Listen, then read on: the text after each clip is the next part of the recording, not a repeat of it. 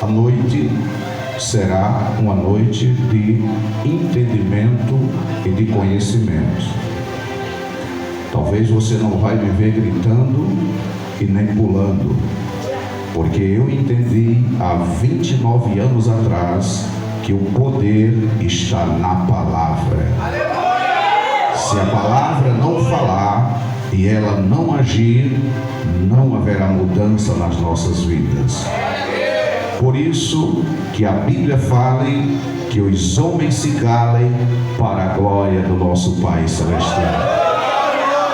Eu quero agradecer a todos os irmãos que vieram conosco ali de Jacuípe, ao presbítero Bal, que está ali humildemente, aos cantores. O cantor convidado não pôde vir, funcionário da Petrobras, e colocaram ele em outra direção e ele não teve como chegar até aqui. Muitos irmãos que não pôde chegar também, mas louvamos a Deus pela vida dos que chegaram. Queridos, o tema desta noite é assustador. O tema é: vós sois deuses. Diga comigo: vós sois deuses.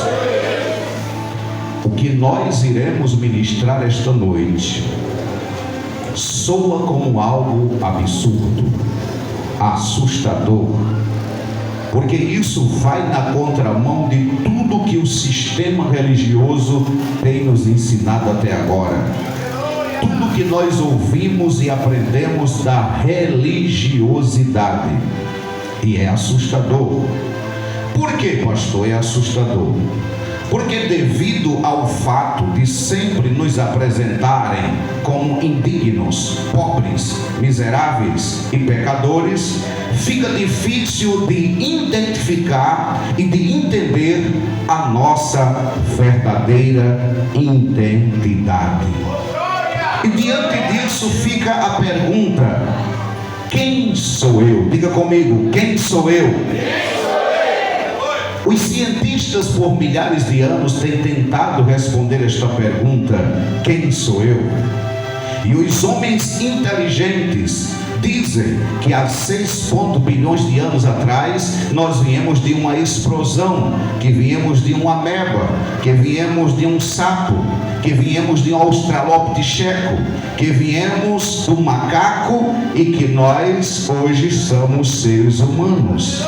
Os homens inteligentes dizem isso. Quem sou eu? Ora, essa noite o Espírito Santo colocou uma palavra no meu coração para nós identificar todo o bem que há em nós. Somos um tesouro em vaso de barro. Não somos 2 tesouros e nem 2 vasos de barro. Somos um tesouro em vaso de barro. E esse tesouro precisa ser revelado para que a nossa verdadeira identidade, que é a identidade espiritual, seja exposta. Então é por isso que muitos de vocês estão se sentindo perdedores agora, fracos, abatidos, derrotados. Alguns já aceitaram até as causas que estavam lutando, porque não sabia quem era a sua verdadeira identidade. Então é exatamente sobre isso que nós vamos falar, porque preste atenção, somos filhos de Deus, e um filho leva consigo a compostura da genética divina com ele. O DNA divino de Deus está em ti. Quer ver ele? Gênesis 1:26 diz que Deus criou o homem à sua imagem, conforme a sua semelhança. Você é, já ouviu isso, mas vai ouvir de forma diferente. Você é semelhante a Deus. Ora, não é no corpo, não é na carne, porque você não é carne e nem é corpo. Você está num corpo de carne, mas esta carne, este corpo não é a tua verdadeira identidade. Então somos parecidos com Deus em espírito. Deus nos criou e nós somos semelhantes a Deus. Isso é o que diz o Evangelho. Se Deus aparecesse aqui agora, você ia perceber que você é igualzinho ao seu Pai Celestial em espírito. Se Deus é Deus e tem filhos, e o filho dele está feito da mesma matéria que ele, então ele diz que nós somos semelhantes a ele, então logo somos deuses. Deuses. Então, desde a Escritura até o Evangelho, são várias as evidências que nós vamos constatar esta noite, que comprova a nossa natureza divina. E após constatá-la, tenha em sua mente uma coisa: que você não é qualquer pessoa neste contexto. Você não é um farrapo humano andando sobre esta terra, necessitando da misericórdia de Deus. Você é filho, e sendo filho, você é herdeiro do Criador do universo. É também herdeiro de tudo, porque você também é um Deus. E é sobre isso que nós vamos tratar esta noite. Então vamos à primeira evidência bíblica. Coloque a Bíblia no colo, porque quem ama Deus de verdade, o olho está na palavra. Deuteronômio capítulo 10, verso 17. Chegou a hora de aplicar a ciência de Deus.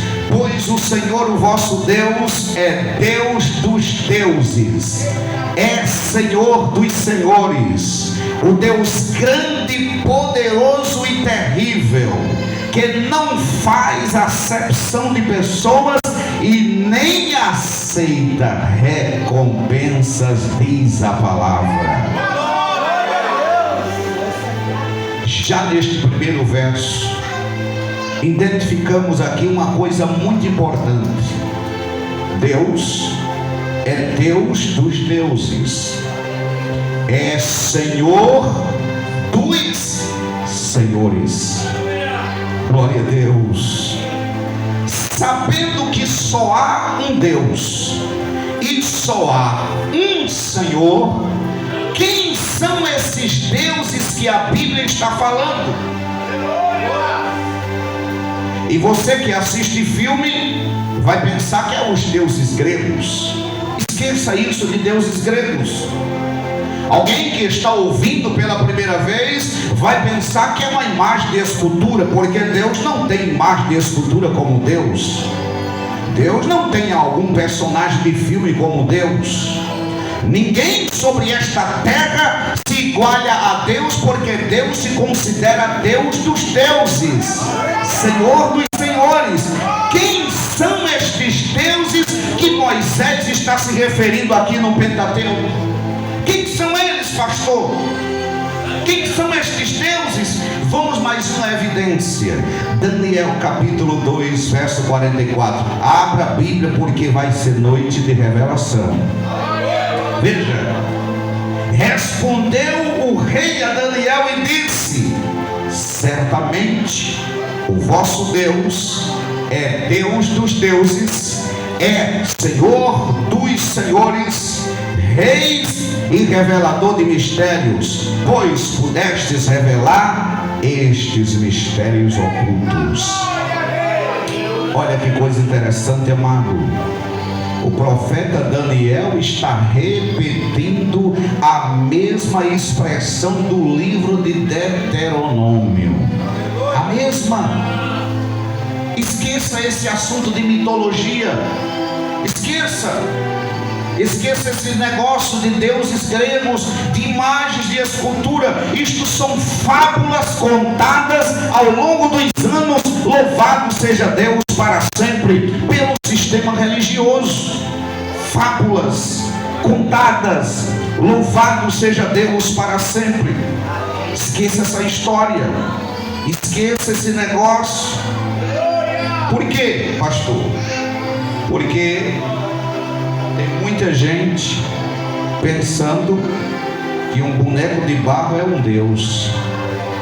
Tem muita gente pensando, louvado seja Deus, em coisas que não são de Deus e não são deuses. E é hora da igreja acordar. Quando tanto Moisés quanto o profeta Daniel se refere aqui a deuses, está se referindo a nós, filhos dele, porque nós é quem somos a sua imagem e a sua semelhança. Davi revela isso na Escritura. No Salmo 82, verso 1, começa o sistema religioso sendo bombardeado e suas teologias sendo sacudidas pelo ar diante da supremacia da sua palavra. Vejam o que diz o Salmos 82 a respeito de ti. Abra a Bíblia. Salmo 82. Aqui está a tua identidade. Será que você ainda vai se sentir um pobre, miserável, derrotado, cego e nu depois dessa noite, amados? Diz a Bíblia, Salmo 82, verso 1: Deus está na congregação dos poderosos. Poderosos. Olha como tu és chamado por Deus, poderosos. Julga no meio dos deuses.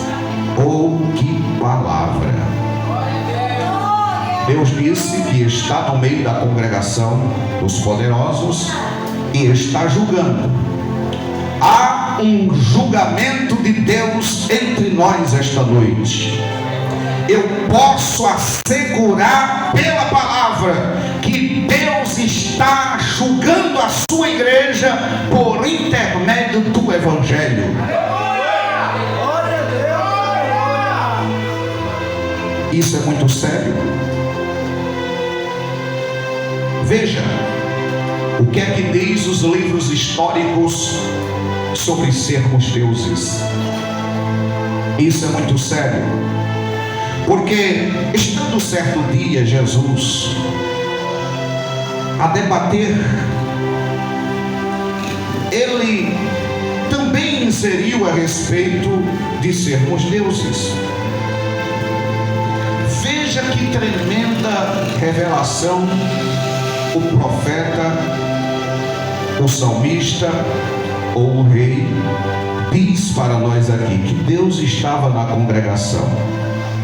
Uma pergunta que eu quero fazer à igreja essa noite: Deus busca estar aonde? Aonde é que Deus habita? Aonde é que Deus está? Deus está na rua, nos baile funks. Deus está nos comícios, nas reuniões políticas. Porque Davi diz algo interessante: Deus aqui busca estar onde? Na congregação, na igreja, no meio dos deuses. Porque Deus não quer negócio com iníquo. Não. No meio de quem? Quem são os deuses? Todos nós, filhos do Altíssimo. Ele habita e está aqui entre nós essa noite. Outro detalhe importante neste verso é que Deus está julgando a igreja. Atente bem. Não é que ele vai julgar, ele está julgando. Os religiosos afirmam que ele vai julgar, mas Paulo diz em Hebreus capítulo 6, versículo 2, que não haverá juízo eterno. O apóstolo da ciência do novo pacto diz que não. Diz que ele está julgando a igreja com o som da última trombeta, que é o evangelho revelado a Paulo, que o sistema religioso tanto oculta. Como ele está fazendo isso? Por meio da pregação de Paulo, ensinando os crentes a viver pela fé sem as obras da lei, ensinando os crentes a viverem debaixo da graça e não debaixo dos rudimentos fracos e pobres, que era apenas uma sombra dos bens que haveria de vir. Então, se você encontrar alguém por aí se dirigindo à igreja de nosso Senhor Jesus Cristo com assuntos que não sejam relacionados ao Evangelho, ora, então este não é digno de estar diante da amada de nosso Senhor e Salvador Jesus Cristo. Por quê? Porque a igreja não é qualquer pessoa neste contexto espiritual. O Salmo 82, verso 6 diz o quê? Marque na sua Bíblia. Isso vai para casa, vai para toda a eternidade com você. Aqui quem fala agora é Ele próprio. Diga comigo: Deus vai falar. Deus disse: vocês são pobres, miseráveis e indignos. É assim que Ele diz? Eu vou ler. Eu disse: vós sois deuses, e todos vós que não são crentes, todos os ímpios, todos os moradores da terra, todos vós, filhos do Altíssimo. Diga comigo agora: Deus diz que eu sou do mesmo jeito que Ele. Só os que creem, levante a sua mão para o céu. Ora, que coisa maravilhosa! Já valeu a noite vir a este lugar ouvir a voz de Deus. Deus disse que você não é qualquer pessoa. E quem está dizendo que tu és um Deus não é o pastor Everaldo nem o pastor Benedito. Quem diz que tu és um Deus é o próprio Deus, dizendo: eu disse, vós sois deuses, todos vós, filhos do Altíssimo. Está começando a entender o precioso tesouro que está neste vaso de barro. Oh, glória! Algum pastor, foi algum missionário que disse isso, foi algum obreiro, algum presbítero? Não, amados, Ele mesmo disse, Ele declarou que tu és filho, tu és um Deus. Vós sois deuses. Agora o texto não deixa dúvida. Eu vou me sustentar devagarzinho, porque o negócio vai apertar agora. Ora, o texto não deixa dúvida. Tu não és uma pessoa comum. Então, quando alguém se dirigir a ti, tem que se dirigir com respeito. Que uma palavra tua pode mover o ar, as plantas, os animais, pode mexer até no tempo, porque Filho de Deus tem poder. Louvado seja Deus. Vocês são meus filhos, e sendo meus filhos, como devo reconhecê-los? O Senhor dizendo: como? Como deuses. Oh, glória! Agora, estando certo dia, nosso Senhor Jesus Cristo a debater com os incrédulos, porque existem aqueles que saem do culto falando mal, criticando, ouve a palavra, não crê e sai falando. Então alguns pegam pedras para apedrejar, e eles continuam a interpelar Jesus. Abra a Bíblia e preste atenção, porque o negócio agora é sério. Veja o que Jesus diz, João capítulo 10, verso 34. Leia. Eu vou esperar, porque o negócio é sério. Respondeu-lhe Jesus dizendo: o que foi que Jesus disse? Não está escrito na vossa lei: eu disse, sois deuses? Nosso Senhor Jesus Cristo revela algo preciosíssimo aqui. Primeiro, Ele relembra aos que interpelavam Ele que quem falou há 1000 anos atrás foi Ele mesmo, louvado seja Deus. Porque não há 3 deuses e nem 4, há um Senhor e um só Deus e Pai de todos, louvado seja Deus. Então estavam criticando Jesus com essa história, assim como alguém pode sair criticando depois desse culto. E eu quero dizer que tu vai perder o teu tempo, porque eu não estou nem aí. Que heresia é essa de chegar na igreja e dizer que os crentes são deuses? Eu nunca ouvi ninguém pregar, mas está ouvindo a Bíblia dizer essa noite. Então diziam ao Senhor Jesus Cristo: que negócio é esse? Jesus disse: eu vou só refrescar a memória. Faz mais de 1000 anos que eu disse que vocês são deuses, e eu estou relembrando novamente. Eu não disse que vocês são deuses. Por que você está duvidando? Por que duvidas?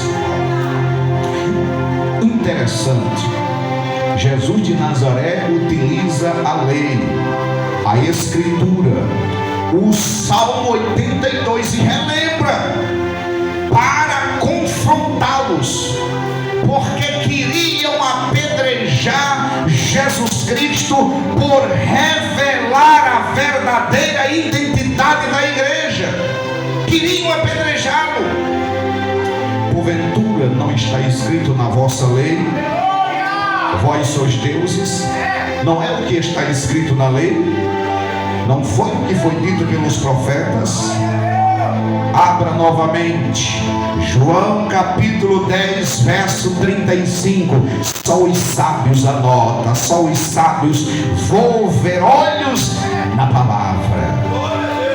Pois, olha o detalhe, olha o mistério. Pois se a lei chama deuses aquele a quem a palavra de Deus foi dirigida, a escritura não pode falhar.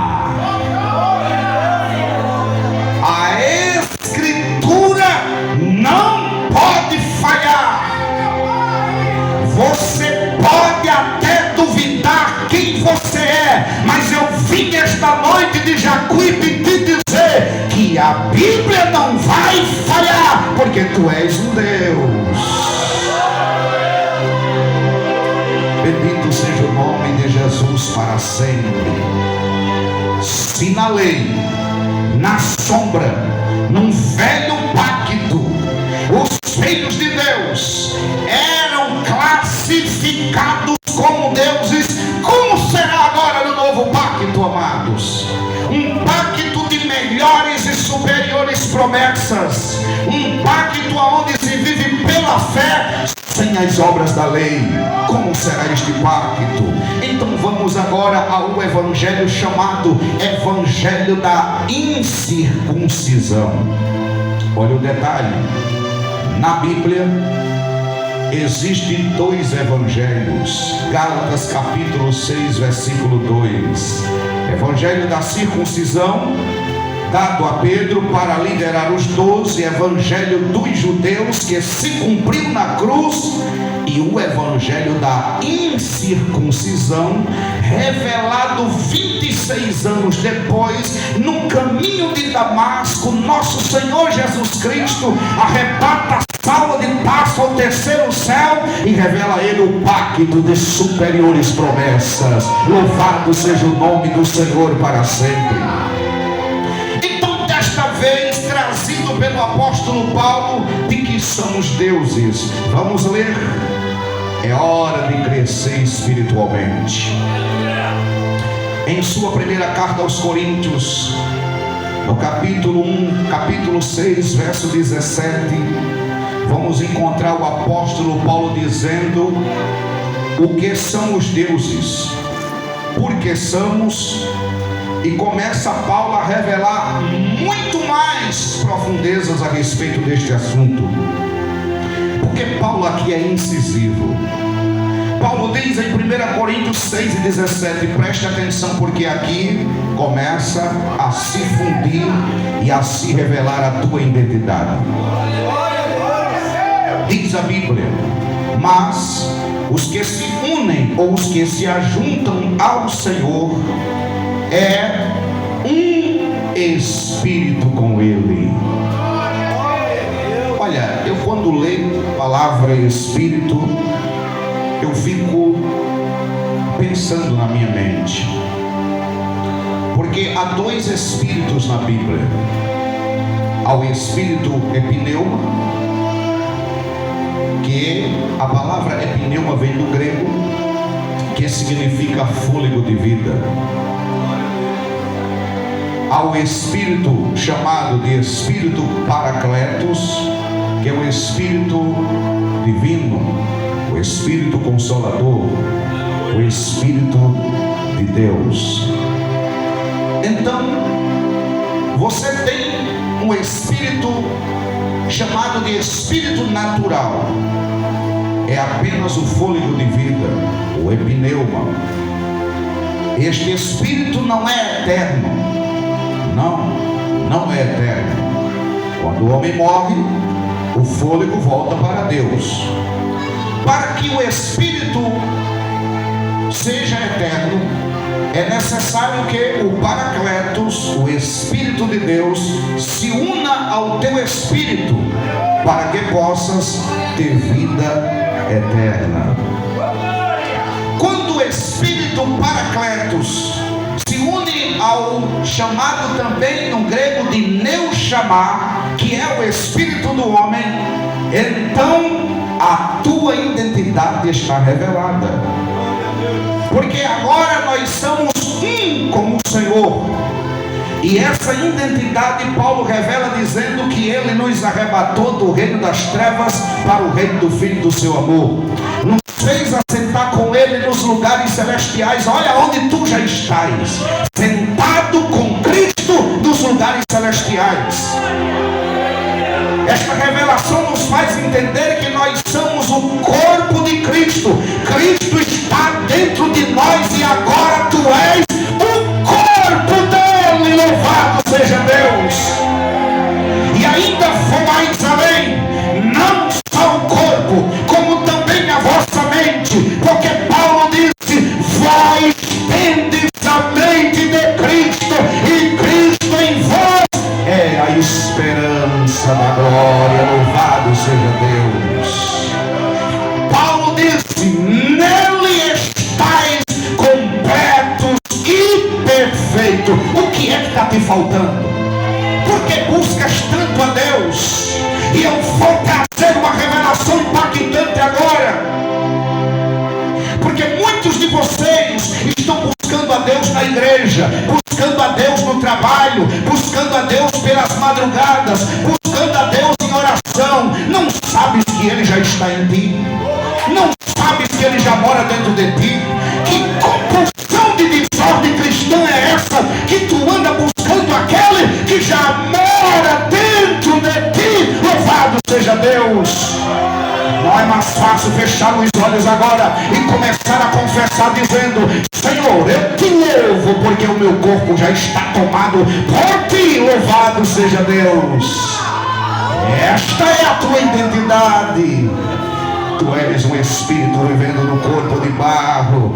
Este veículo está sendo governado agora pelo poder da palavra. Eu coloco em ti a espada do Espírito que já está discernindo a tua vida esta noite. Louvado seja Deus.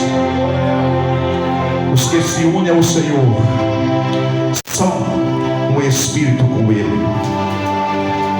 Sendo nós um com Ele, olha, sendo nós um com Ele, e Ele sendo Deus, eu pergunto a vocês: o que somos? Sendo nós um com Ele, o nosso espírito se uniu ao Espírito de Deus, se fundiu ao nosso e ao dele. Nós somos um com o Senhor. Sendo Ele Deus, o que tu és? O que tu és? O que tu és? Se você não entender quem você é, vai viver uma vida de derrota a vida inteira.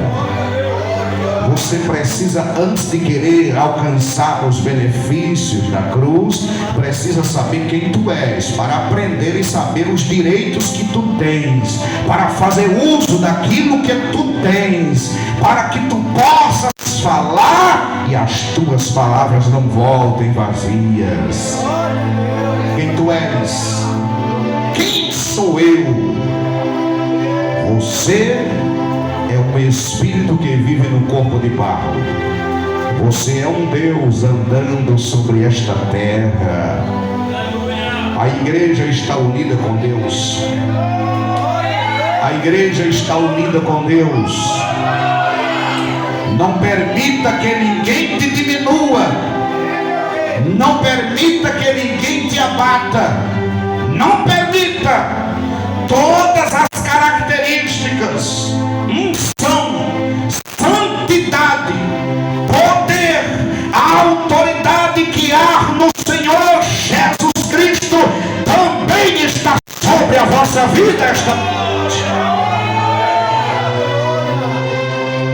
Outro verso que nos mostra a nossa característica divina também se encontra na primeira carta aos Coríntios, capítulo 2, verso 16. Leia, abra a Bíblia. Porque quem conhece a mente do Senhor, para que possa instruí-lo? Mas nós temos a mente de Cristo. Interessante que o Evangelho não diz que a gente tem uma mente, mas que é a mente de Cristo. Agora eu vou entrar em um ponto sensível, impactante, que alguns não conseguem abrir as asas para voar. Pode a mente de Cristo está em um pecador? Pode a mente de Cristo estar em um pecador? Pode? Quem estava em Jacuípe quando o pastor Benedito esteve lá? Quem estava aqui? 1, 2, 3, 4, 5. Quem estava aí atrás? Levante a mão que eu quero ver. Vocês ouviram lá. O pecado foi destruído há 2023 anos atrás. O Cordeiro de Deus tirou o pecado do mundo para que você pudesse viver sem pecado. O apóstolo Paulo disse: considerai-vos mortos para o pecado e vivos para Deus. O apóstolo Paulo disse em Romanos 6:14: o pecado não terá domínio sobre vós, porque não estáis debaixo da lei antes da cruz, mas estáis debaixo da graça. E porque estáis debaixo da graça, o pecado não pode te dominar. E porque o pecado não pode te dominar? Porque vós tendes a mente de Cristo. Louvado seja Deus. Pode esta mente manifestar-se em um ímpio ou um iníquo?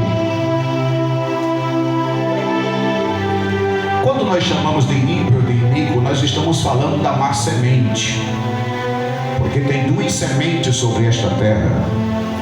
Ultimamente nós estamos ouvindo grandes acontecimentos que está acontecendo em Israel, e eu quero tranquilizar a igreja que aquela guerra não é sinal da volta de Jesus. Israel está em guerra há mais de 3.000 anos. 1000 anos antes de Cristo, Davi entrou em Jerusalém, guerreou e venceu a batalha e ganhou a cidade. É por isso que é chamada de Guerra Santa. Aquela guerra se dá por conta dos filhos, olha o detalhe, dos filhos de Abraão.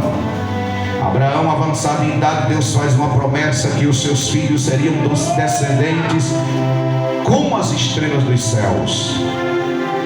Mas como ele estava velho, a mulher não acreditou na promessa, combinou com a empregada para que se deitasse com ele, para que tivesse um filho, e nasceu um filho chamado Ismael. Quem são os ismaelitas?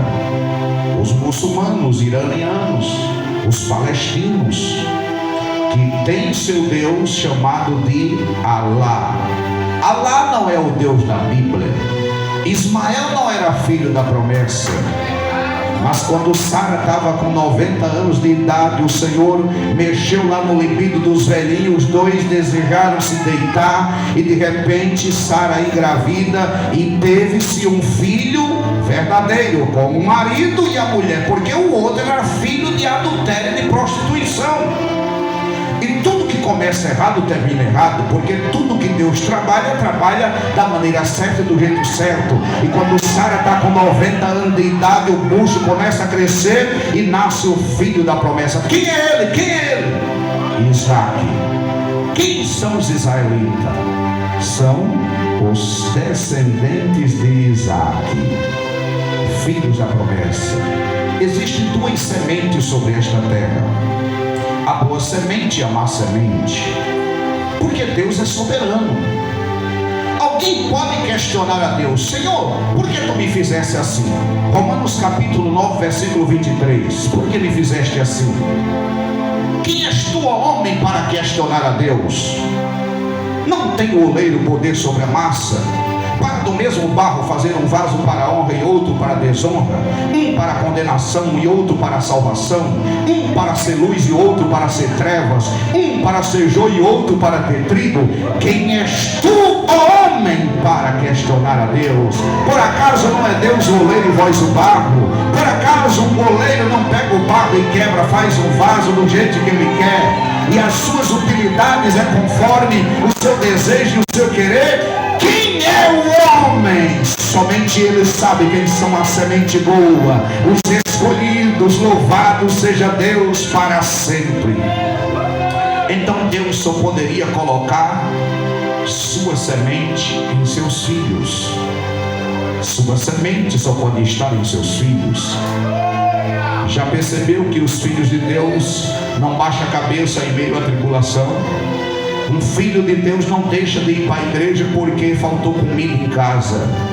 Um filho de Deus não deixa de adorar porque não teve condição de pagar as suas contas. O filho de Deus não fica desesperado quando as coisas não estão andando do jeito que ele quer. Por quê? Por causa da semente. Ele só dividiria isso com quem, pastor? Com seus deuses. Você já entendeu? Você já entendeu?